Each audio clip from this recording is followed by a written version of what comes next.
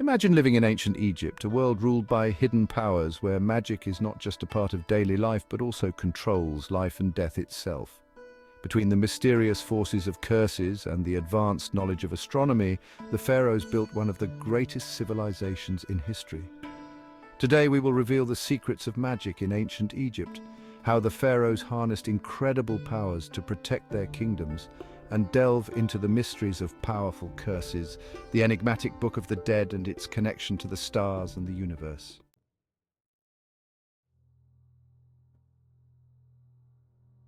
In ancient Egypt, magic wasn't merely a tool for fortune or prosperity. It was a way to control both the material and spiritual worlds. One of the most prominent examples of the power of Egyptian magic is their use of curses.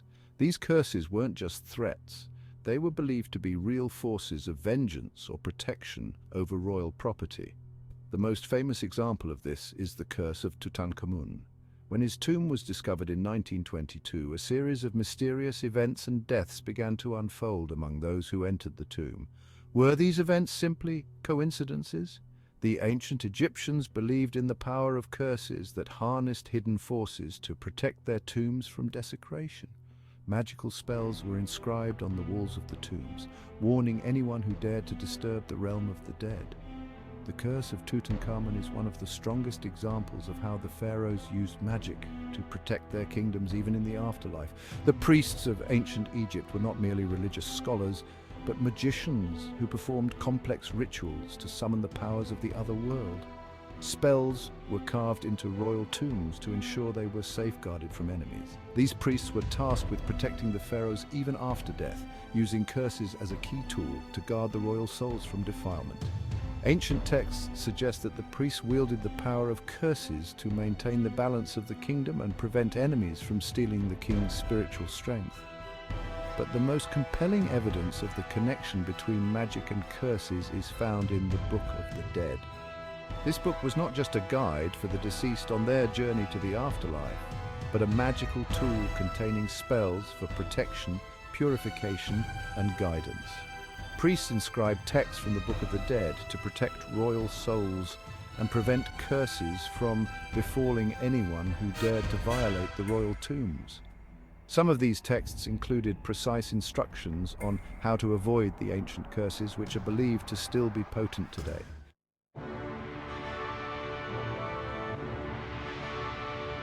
Symbols in ancient Egypt were considered to possess great magical power, used to enhance protection and draw upon spiritual forces.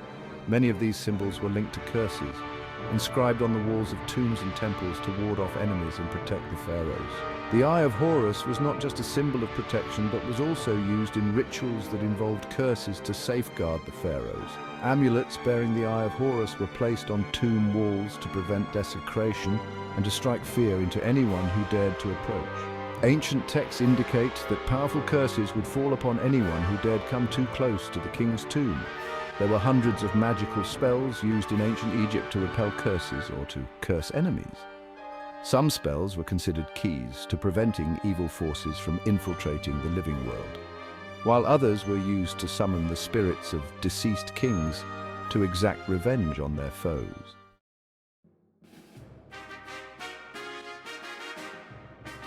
Part 3. Magic and Astronomy in Ancient Egypt, the Stars and Heavenly Curses. But curses were not confined to the earthly realm. The ancient Egyptians believed that celestial magic could be used to direct the forces of the cosmos against their enemies. The pharaohs saw the sky as a source of magical power where the stars represented gateways to the afterlife. The Great Pyramids were not just centers for funerary rites, but their alignment with the stars enhanced the strength of the curses protecting the tombs. The stars associated with Orion and Sirius were considered portals of divine power that could invoke heavenly curses upon those who attempted to violate the tomb's secrets. It was believed that the royal souls, once ascended to the stars, could return to exact vengeance on those who desecrated their treasures.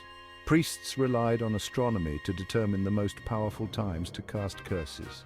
Certain times of the year, when stars and planets were in specific alignments, were thought to amplify the magical power of curses. Ancient texts show that priests carefully observed the stars and used this information to summon unseen forces to unleash curses on enemies at the most opportune times.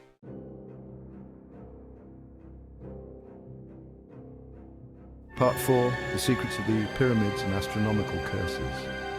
The Great Pyramid of Giza was not just a massive stone structure, but it was believed to be a gateway to magical powers and curses.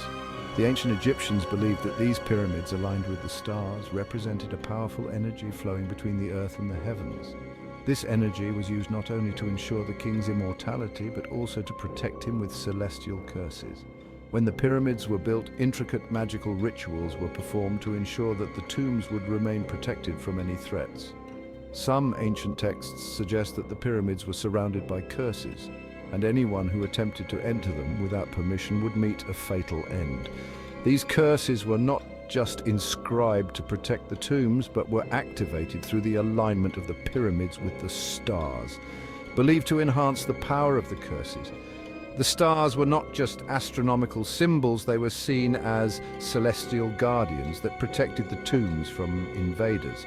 The royal soul would ascend to the stars after death and remain there to watch over the eternal order.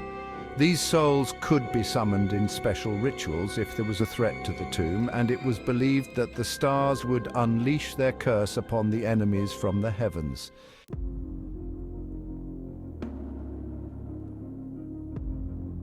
Conclusion: magic, curses, and astronomy, the hidden powers that govern the eternal kingdom.